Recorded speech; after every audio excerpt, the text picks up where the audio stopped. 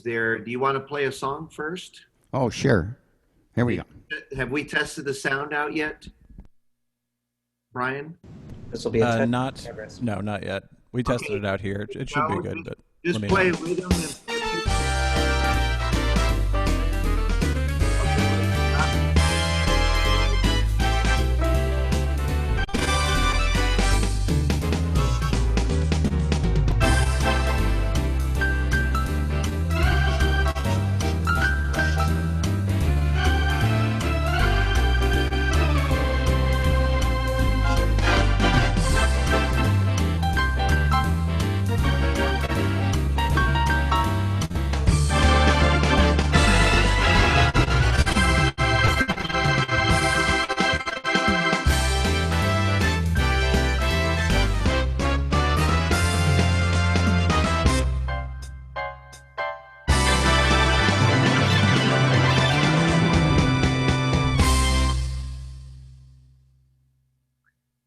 that sounded great.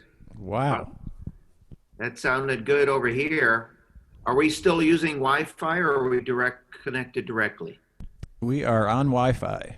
Okay, so we had some technical issues this morning. And we did a class this morning for beginners. And right now we're operating on just a Wi-Fi connection instead of a direct connection. So there's a small chance or a chance that we may have some glitches here and there. But however, the class we did this morning seemed to go well. We are officially recording. Joe, that was a great opener.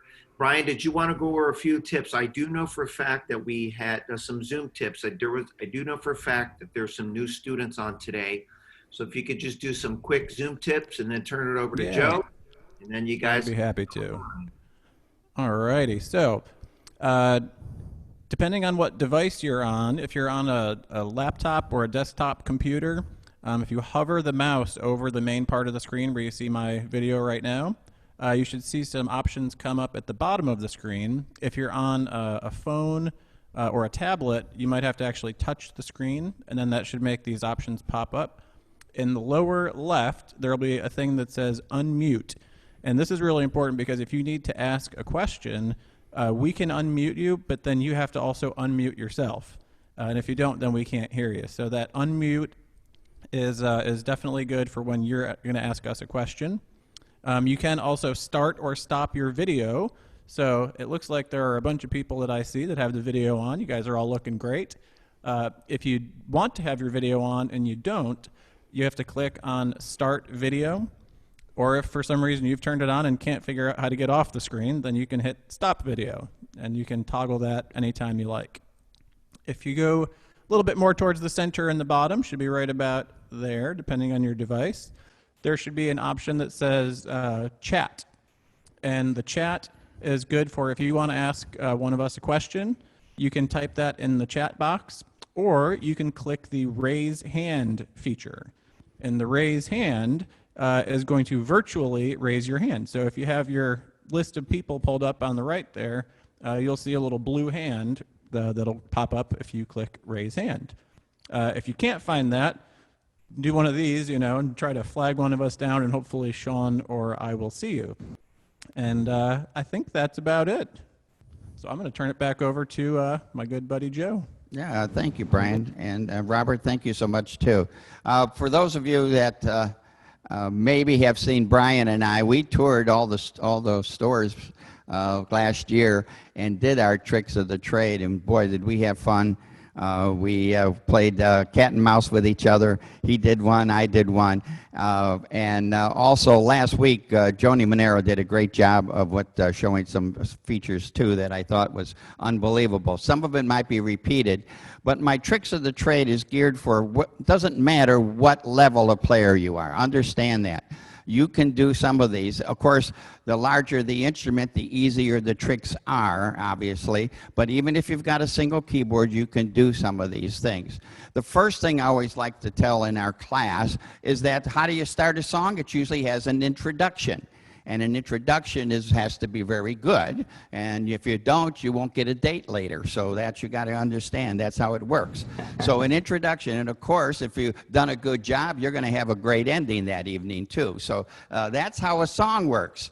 So we have intros and endings. Now, depending on the instrument, you will have an introduction. Now, the simplest way is you touch the introduction to an orchestra and it plays it for you.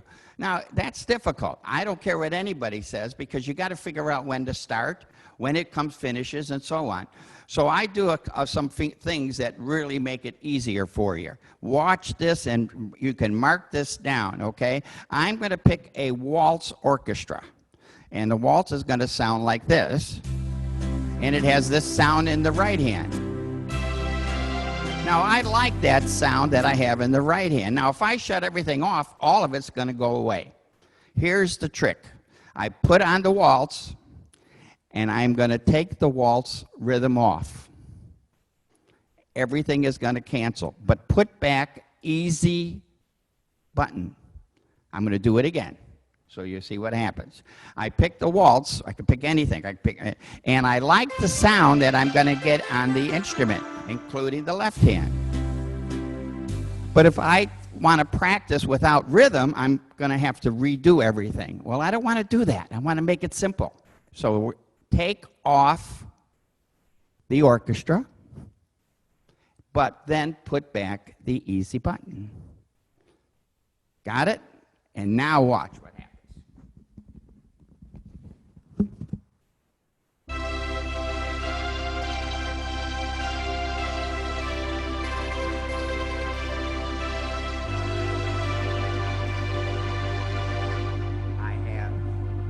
I have that beautiful, beautiful sound that I wanted to now play with the orchestra. So if I wanted to put that orchestra back, I can do so and I still have the nice sound. That's a real cool trick to remember. So whenever you find a sound, oh, let me do one more just so you see. I'm going to go to a Latin beat, okay? I'm going to pick a Latin orchestra. Let's see, and it has the vibes, okay? And it's going to sound like this.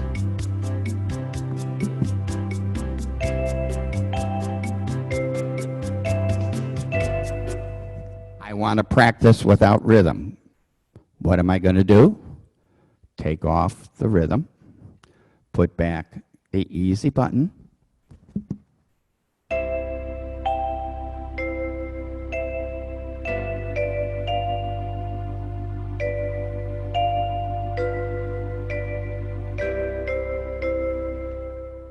So you can now play the songs without a rhythm and still have the sound with that you would have had with the rhythm. All right? Got it? Mark it down. This is the coolest thing, and I do it all the time whenever I find a nice sound and I want to practice the song. I take off the rhythm, put back easy play, and I can make it sound just like I have the rhythm with it. Okay, the other thing is we're talking without rhythm now. Remember, this is called intros and endings. One of the tricks that you can do if you don't have an introduction now is play and write this down, 4 last measures of the song. 4 the last measures of the song. Count 1, 2, 3, 4. Start there, and you will then have your introduction. So let me say we're going to do a song called 5'2" in our workshop here that we have later. So it's going to sound like this.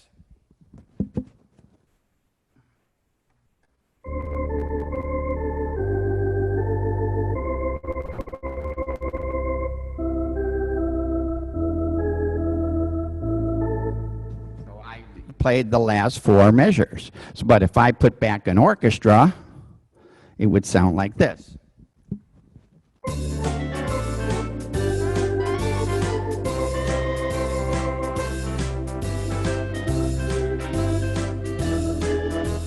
So I created, as a beginner, a beautiful new introduction than having to listen to the introduction, especially if you've got one that only has one introduction, and every time you hit the big band, it's going to do the same introduction.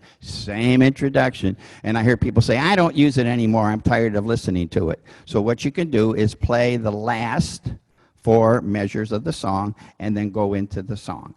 That's pretty cool. That's called the tricks of the trade, and I actually did that in the concert. Some of the stuff that I did in the concert is that. Now, the other thing that you can find, and we're going to learn, is something called the bridge. You can also start a song in the bridge. Now, what's the bridge? Well, that's where the guesswork comes in. It's where the song sounds different from what the beginning sounds. For example, I'm going to play 5 foot 2 for you so you hear it now, okay? Listen, and you'll know when the bridge comes in.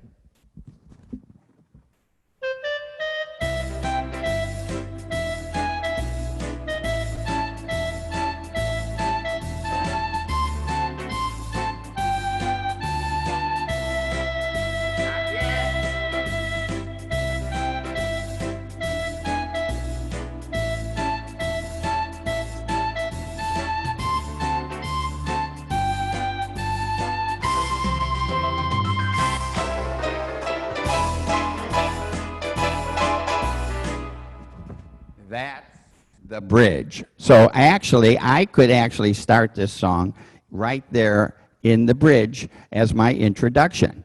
And I would be there. So I've created something different than just playing the introduction that you hear on the instrument. So I would start a song, and most of the time when I do the introduction from the bridge, I just play maybe even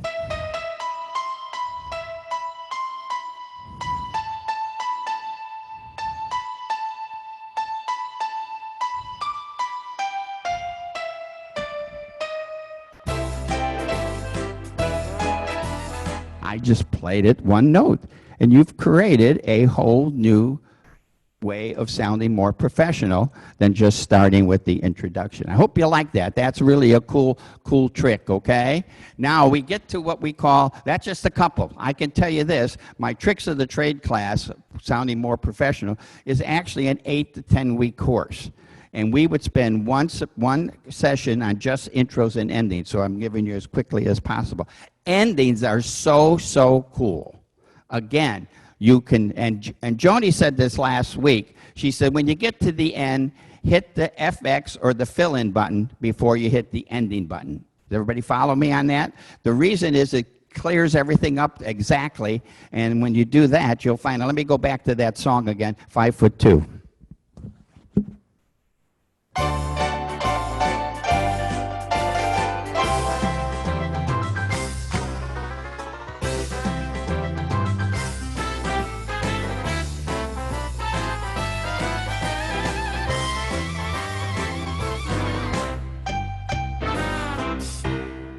So you see, I hit the FX before I went into the ending of the song.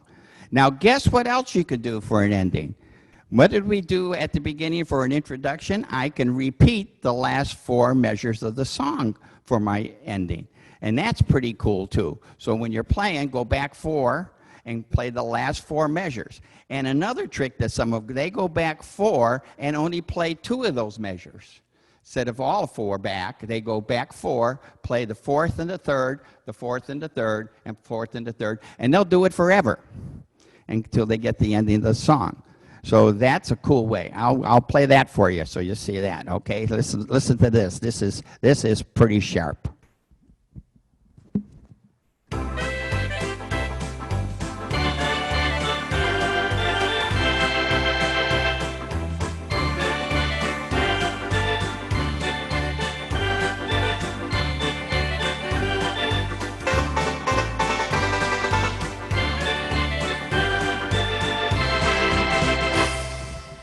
See how many times I kept repeating those last 2 measures over and over and over again.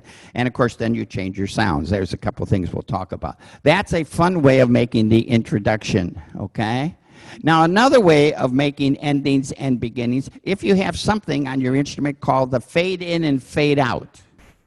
This is a cool way of ending and even starting a song. When I was about 16 years old, we had an orchestra. Little band, and we couldn't find a place to rehearse, but one of our drummer knew a recording studio lady, and she says, why don't you come up here on Tuesday night and you can practice in my studio. So we would go there from about 6 to 9 and practice. Well, she had another guest coming because every time there was somebody that wanted a demo record, she had her band all set, and of course we didn't get paid for it, and we would back up a bunch of singers, entertainers, guitars, and I didn't even know what I was doing, but we would do it.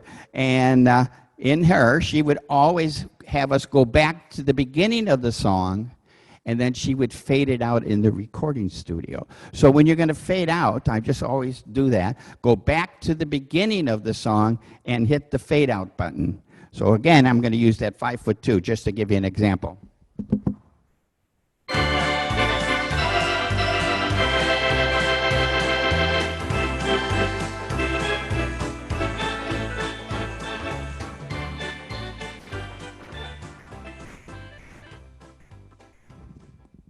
So you can do that. A lot of people say repeat the last part of the song. I don't like that. I still like to do the way we did it in the recording studio. That's just me. But you can put it at the end, do the repeating again and fade out. But I like going back to the beginning, hit them again with the song, play that, and then hit that fade out button. Now, for those of you that don't have the fade out button, you have an expression pedal. That's called the pedal where your right foot is. It doesn't work as good, but you can just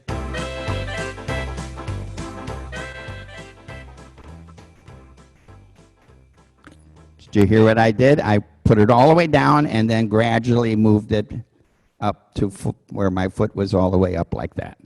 So that's another way of doing it if you don't have the, so practice that. That's a cool way. So those are some of the endings, and oh, I got one more for you. Oh, this is so cool. This is, Brian does this one. I'm stealing it from Brian, okay? He doesn't know it yet.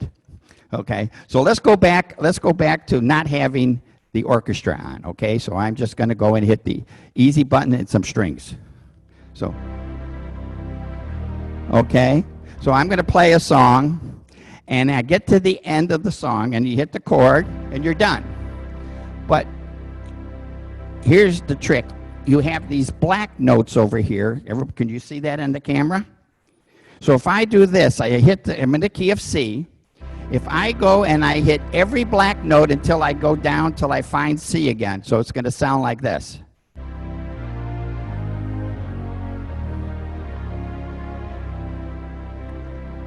Isn't that a cool way of ending a song? Listen to it again.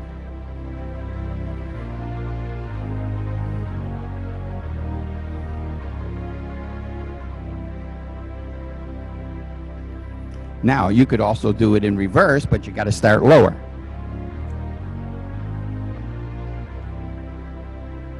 So here's how it sounds in a song.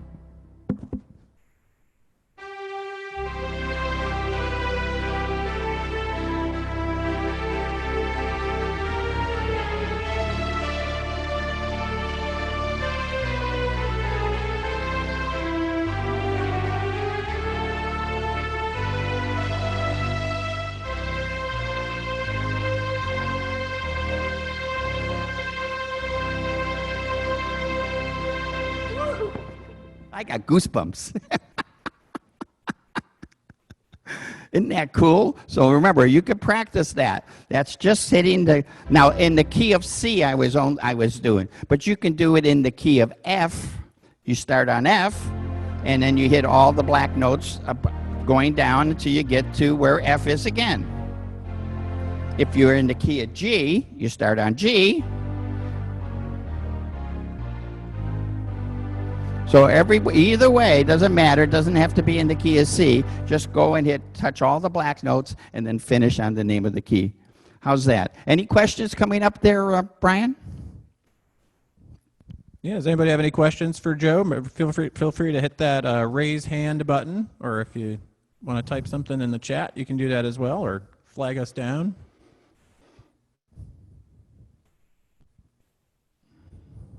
We're doing pretty good. Oh, looks like Hal might have a question here. Hal, are you just waving, or do you have a question? I just unmuted you. You'll have to click unmute too.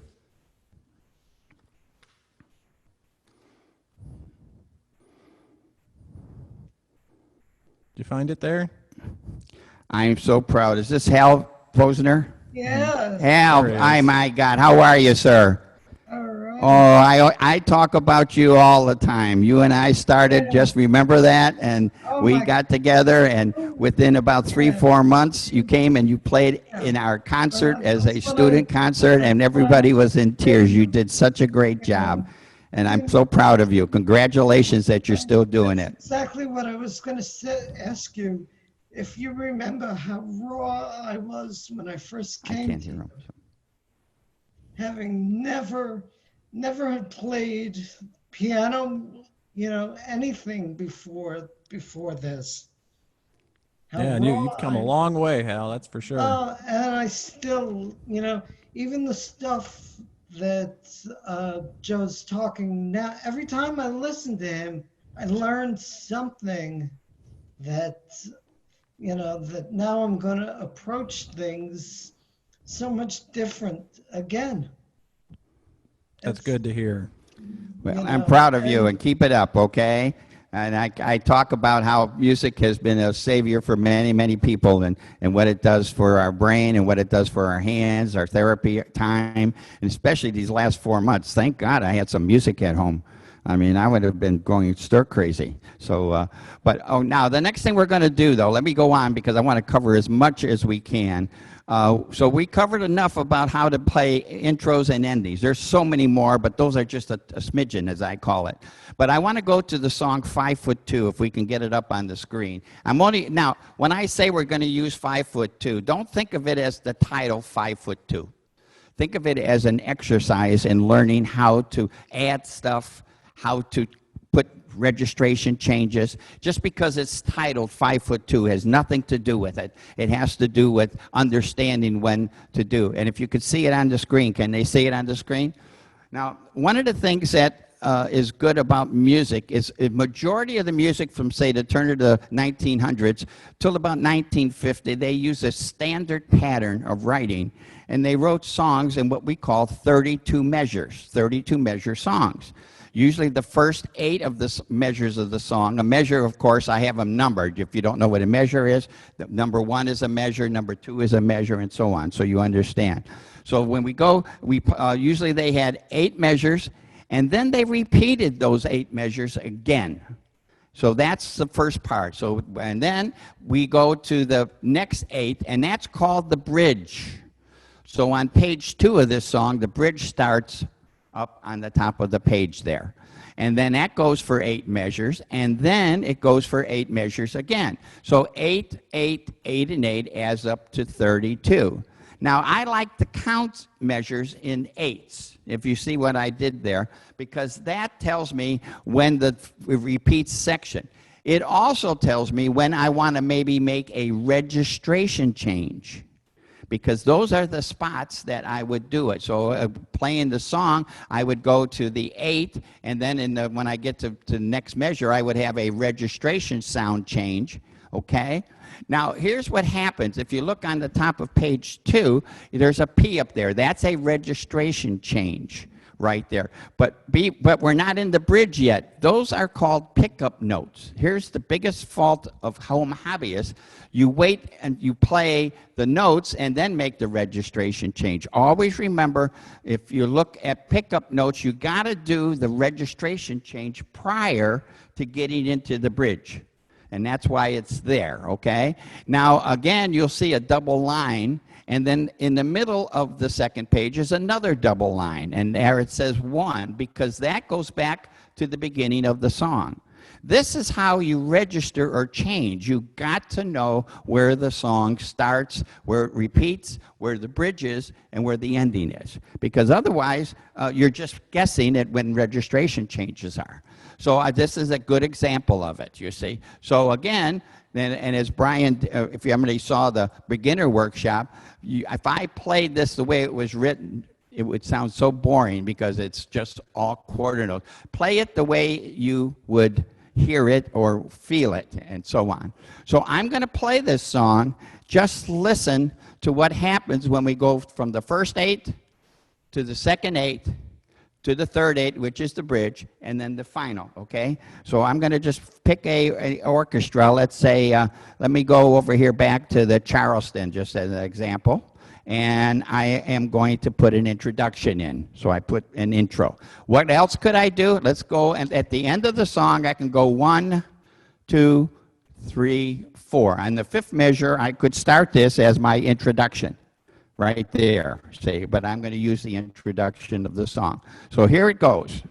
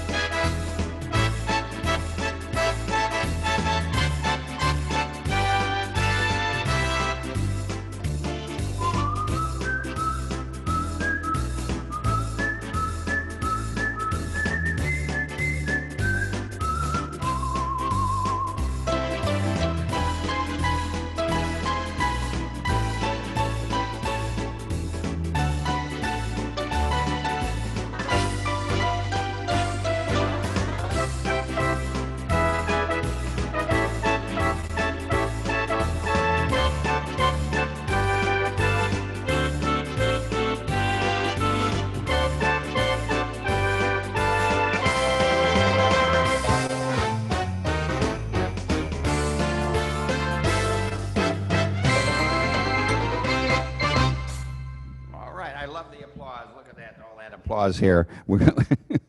Did you hear something that I did? I changed sounds when I got to where they were marked for me. So when you're learning, make sure you put a registration change. Do it in a circle and put the P and put the number in that you would want to change the sound, okay? And that's how you make yourself sound more professional, other than just play it straight through with one sound.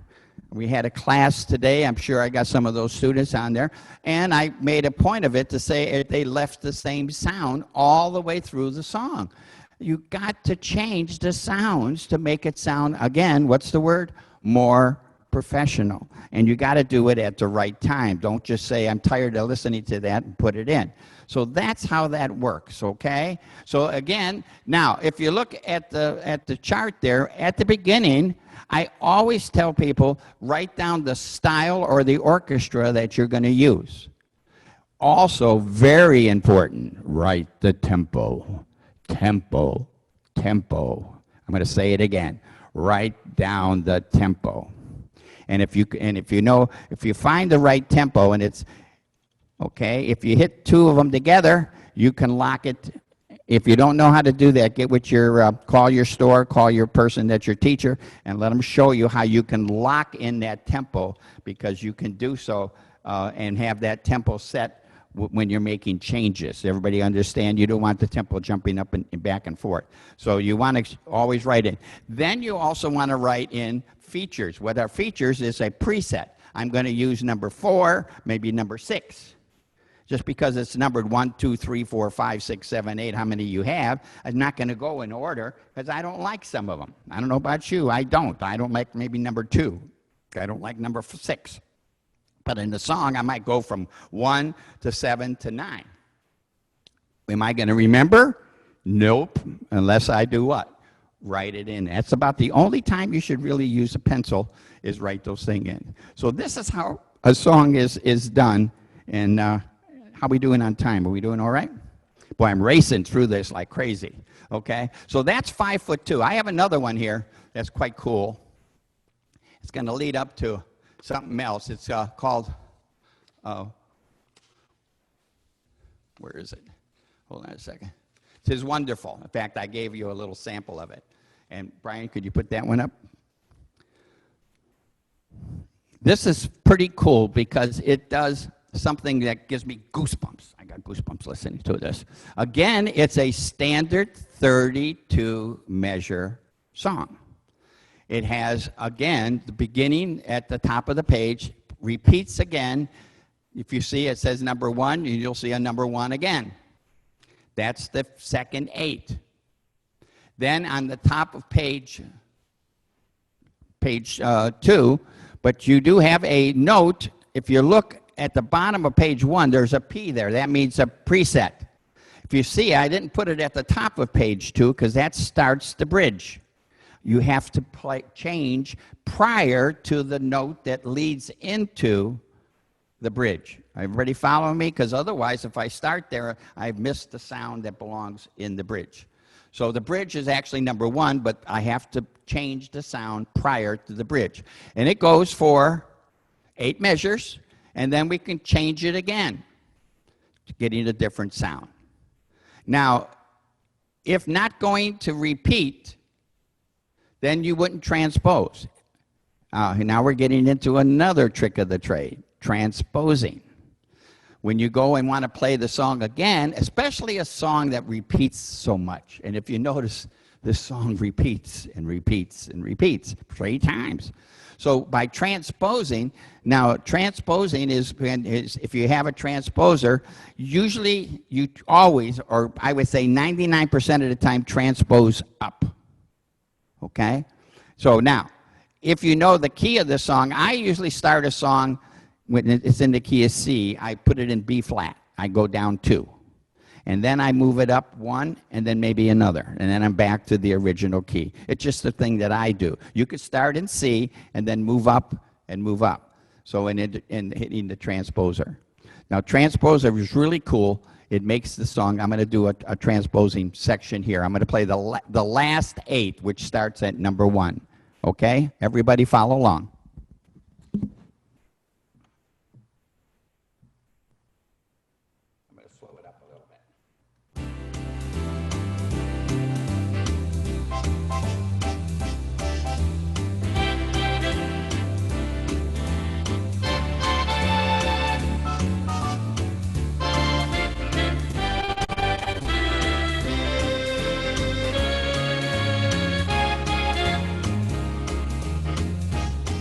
Did you hear that transposer where I said transpose? I hit it right there. Now, another trick is you can also hit the FX or the fill in there too.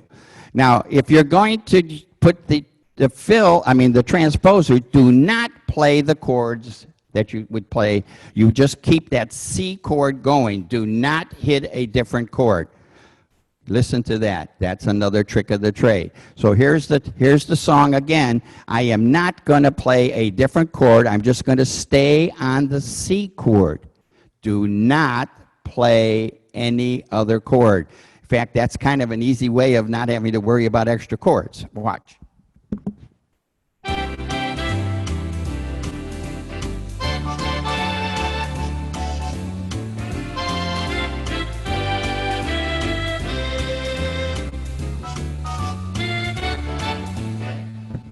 Any chord. Now, if I'm not going to transpose, now I'm going to play the chords. Listen to the difference.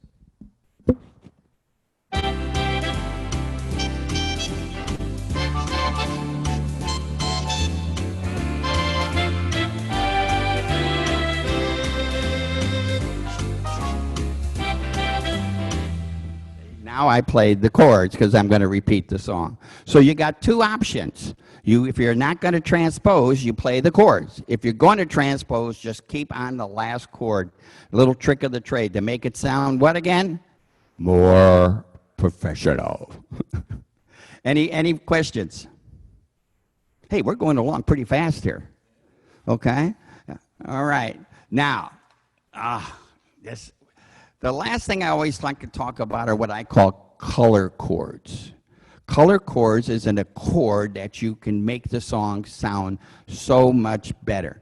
And the problem is there are certain songs that if you don't put that color chord in, you can't really that song does not sound very good. In fact, probably some of you maybe tried some and say, that just doesn't sound right. I'm going to give you an example. Can you give me a close-up of this?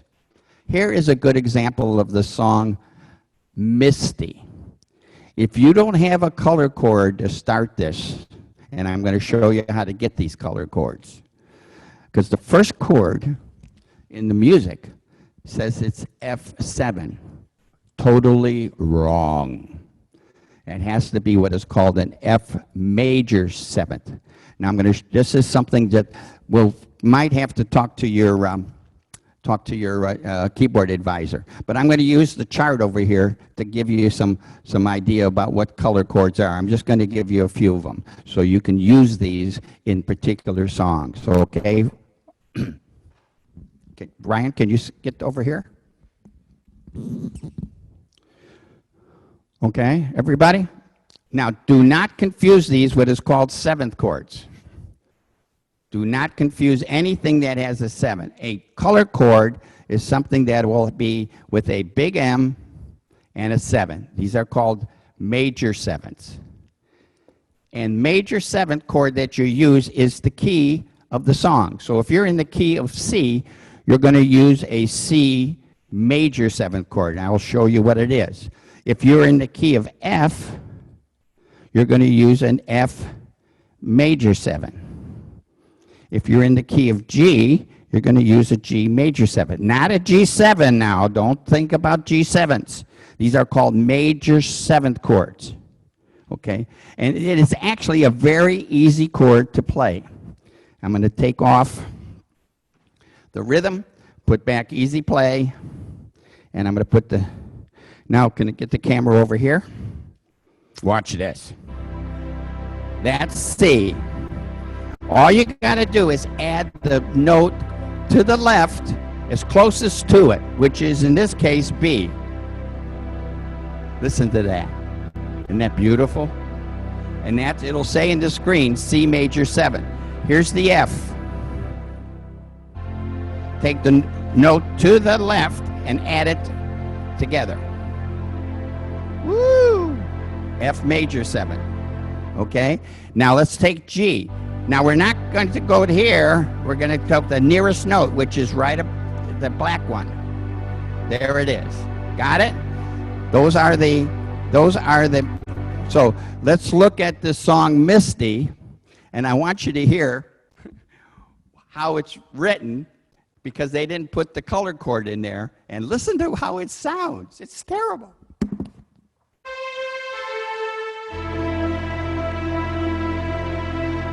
Terrible. Now I'm going to put the color chord in.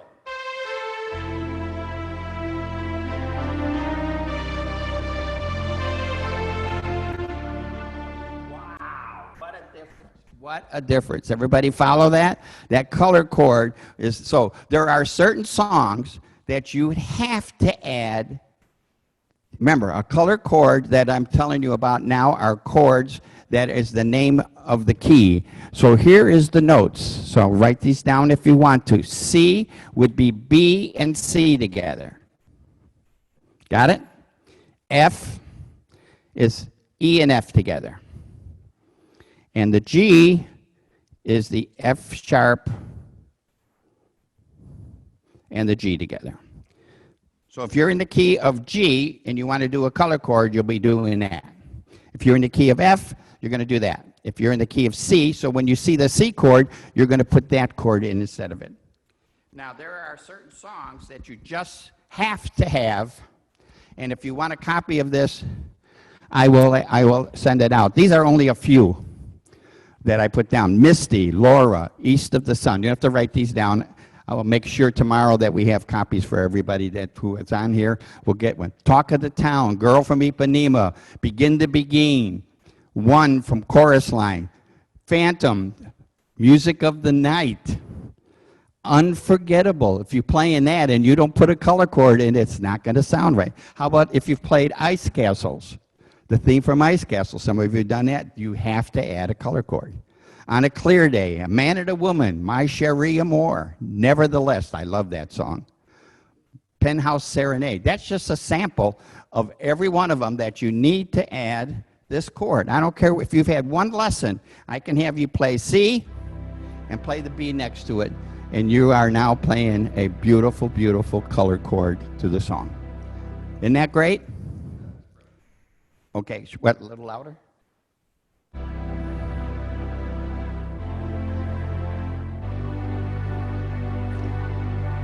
So if I were to play, so I'm giving you only 3 keys here.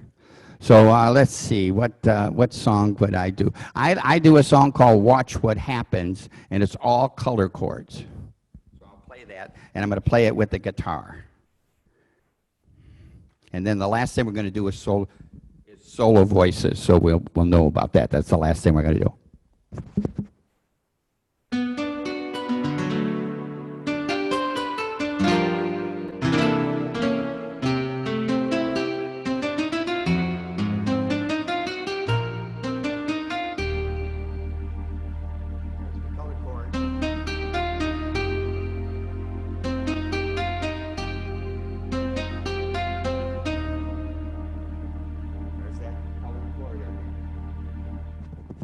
Really makes a difference. You're just replacing and adding one note.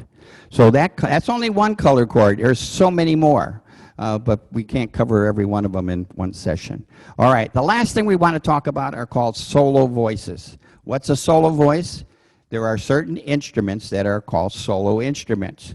They only can play one note at a time, but there are some that will do more. Piano is considered a solo instrument because you can play one note, but you can play many at one time. Violin is a solo instrument, and you can play more than one note with it. Guitar is a solo instrument, but the true solo instruments are mostly the woodwinds, like all the brass, trumpets, trombones, saxophone, clarinets. Any of those instruments are called solo voices. Now, what is cool, if you've got a double keyboard that has, and you can play the lower keyboard, and I do tell you that this is the lower sound that comes out of the lower keyboard puts the instruments in the correct range that that instrument should be. So let me look up a couple here. Let's go over to rumba. And in the rumba, it says that number 5, there's a piccolo. Now, a piccolo has a very high range. And I have it on the lower keyboard. It doesn't matter if you've got one that does the lower keyboard, you will have that sound. Doesn't have to be this one. Now I'm going to switch over, and I'm going to switch over to a trumpet on the lower keyboard. Now I haven't done anything different. That piccolo is way up high. And now when I play down in that lower keyboard, that trumpet is in the correct range. And I love that, so that I don't have to go guess where that is. If I go and want to play a guitar on the lower keyboard, right away it's in the right range. So here we go. I'm going to play a number for you. This little Spanish eyes, but watch this.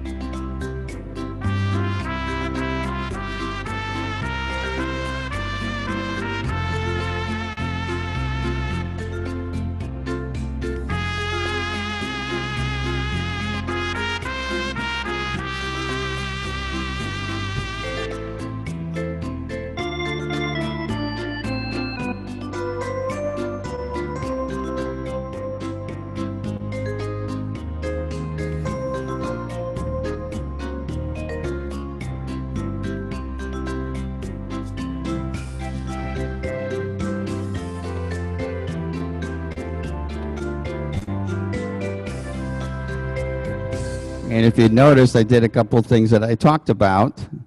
I went and I played all the black notes for my ending of the song again. I hope you like that. That's the solo thing. And that kind of wraps it up just about where we are, unless there's some questions I can answer. I hope you got something out of this. We'll probably add just a couple other things tomorrow, but basically it will be the same. And I hope you got something out of this and use it, whether you're a beginner, intermediate, or advanced player. And God bless everybody.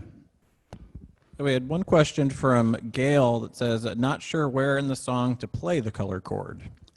So where in the song would you plug in those color Okay. chords? Well, first of all, is you got to know the key of the song. If the key is C, it's usually going to be that first chord, C, or where it appears in the song. So if it's in the key of F, you're going to play that color chord when the F chord appears. And you will probably be correct throughout the whole song. Okay? So you got to know the key of the song. All right, we got a question from Jeannie Marie. Feel free to unmute yourself there, Jeannie. Oh, let's see if I can do that here. Are you there, Jeannie? Yeah, I'm there. I'm trying to. Hi, did you have a question for Joe? We can't hear you. Got to unmute there. How's that? There you go. Yeah? Okay, Yep. this is going back to the color chords again. If the color chords are not in the music, which they probably won't be, do you just go by what you think sounds good and then play those color chords, or is it just at the beginning? Repeat the question for me. I can't hear. So yeah, basically another question about where to put in those color chords. So Okay. Now, why I say there has to be, if you're looking at songs that are in the 20s, Dixieland, certain songs, marches, polkas, you're not going to use color chords. A color chord is used in songs, and I mentioned a few of them, would be your standard ballads, some of your Satin Dow, and even some of the Latin songs. Those are, but they're not used in rock and roll. They're not used in the blues. They're not used in the 50s, and the Four Seasons didn't use them when they sang. So you have to watch out. I don't use color chords in Dixieland music or anything in the 20s. color chords, and that's why I gave you a list of songs. And usually you can tell if I were to play Misty without, and which I did, without that color chord, you can actually hear that there's something wrong. And that's why there are certain songs that you would have to do it. And I would call it the old basic standards. And the main thing is to know the key of the song. So usually it's the last chord of the song, probably 99% of the time. So if the last chord is F, you are going to use and replace it with the color chord of F major 7th. If you're in the key of G, you're going to use a color chord G major 7th, which is the G and F sharp. If you're in the key of C, it's going to be C and B. And you can try it. If you don't like that sound throughout, then don't do it. You will find out that on some of the songs that I mentioned, it really makes a big difference. I would never play Misty without starting that song without a major 7th chord. It just will not sound good. Okay? All right. Got a question from Barbara. You can go ahead and unmute there, Barbara.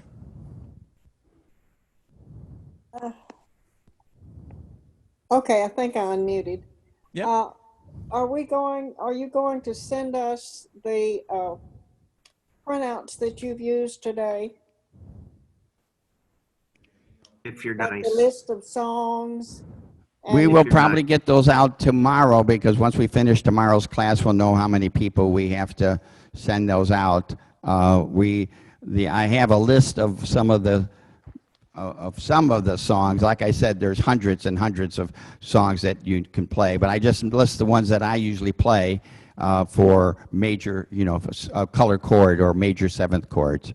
The most common is Girl from Ipanema, Begin to Begin, Misty. Those are some of the ones that all of you play. Unforgettable, for example, is another one. And if you don't know where to put them in, that's the time to come and see me or see your keyboard advisor and say, I got this song. Where should I put that color chord in? And the song will sound, I will tell you, just unbelievable. thank you. Barbara, you have to play Mary Ann for Joe Fontechia in order to get that material. Oh, Boy, she hates that. The real answer to the question, or the best answer to the question, is on Saturday. What I usually do is I send everybody the email of the links to the classes that I recorded. Even though they're uploaded, I upload them the same night. I'm going to include any of the materials that Joe has. So I'll get those from him. And so you'll have it by Saturday. Okay. Any other questions? All right. Joe, before you play a final song, we always like to have everybody do a little song before we go. A couple quick announcements. Can you hear me okay? You're a little quiet. All right. And let's see here. First of all, we'll got a couple things I mentioned. I will get the materials out to everybody on Saturday. I will upload the video tonight. To this recording will be on the YouTube channel. I know Brian probably mentioned, I don't know if we did in this class or not, but it's best to subscribe, because once it's uploaded, you'll get notified. And once we put those up there, you don't have to wait till Saturday for me to send an email to see the link for that. But the materials will come in the email. This Friday, you probably already know this already, but this Friday we have Jason Bontrager is going to be doing the Zoom musical this week. So you've probably seen emails on that already, so stay tuned in. Also, we have next Monday, we have, for those of you who have the SD and Easy series, we have a product feature class that's going to be happening on Monday, the 22nd. And then on Tuesday, the 23rd, anybody that has the SU series, we'll have the SU series product feature class. Now, if you have the SD model, you want to attend. If you have an Easy series instrument, you also want to attend.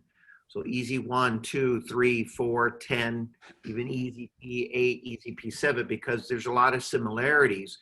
I strongly encourage you to attend because you're going to learn a lot from that.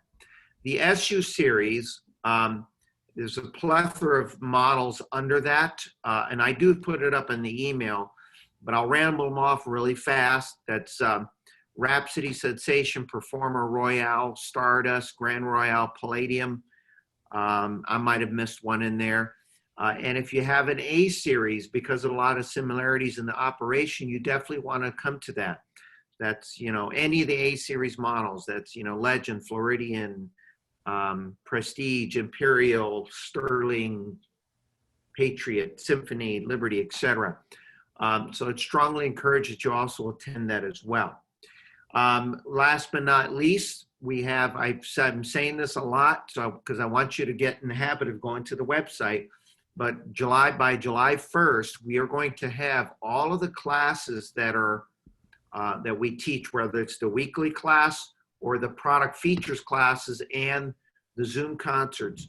We're going to have all of that on the website, and it'll have the dates, what have you. So when it's time to join, all you have to do is go to the website and click on the class to join.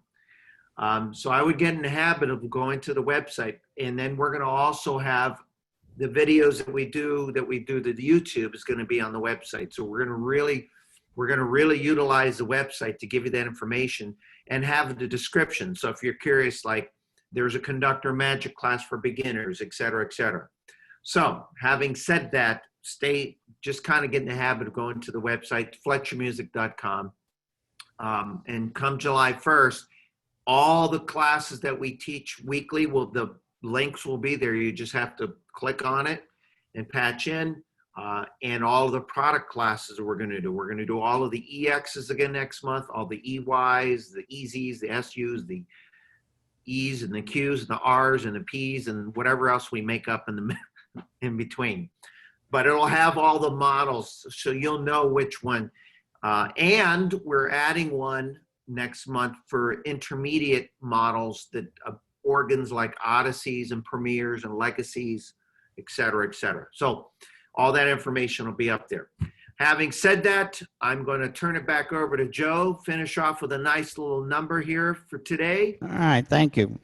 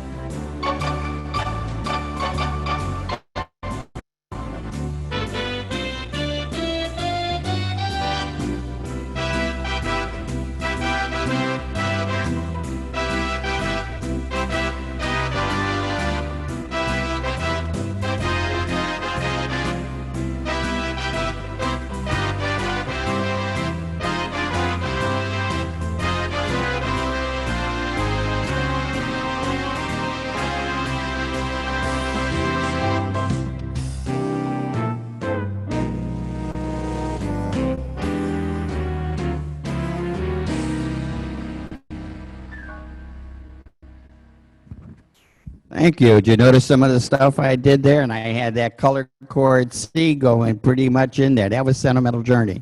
And then I used the ending and again repeated the bridge with some changes of sound. Thank you all so very much. Well, hopefully I'll see some of you tomorrow or hear some from you tomorrow. Thanks. And you can unmute yourselves, everybody. Give a big round of applause.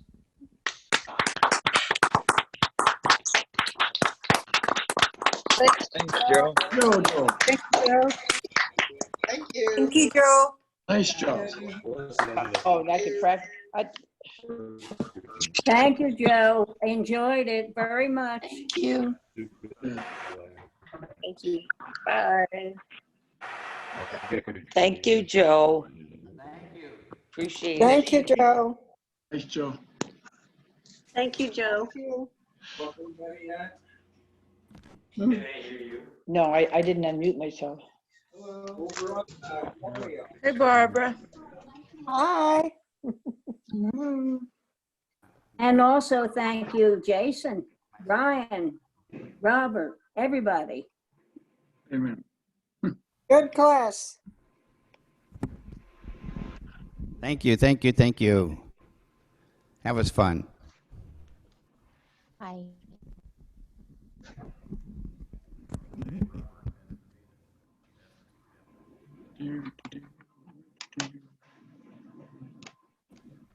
Do, do, do, do.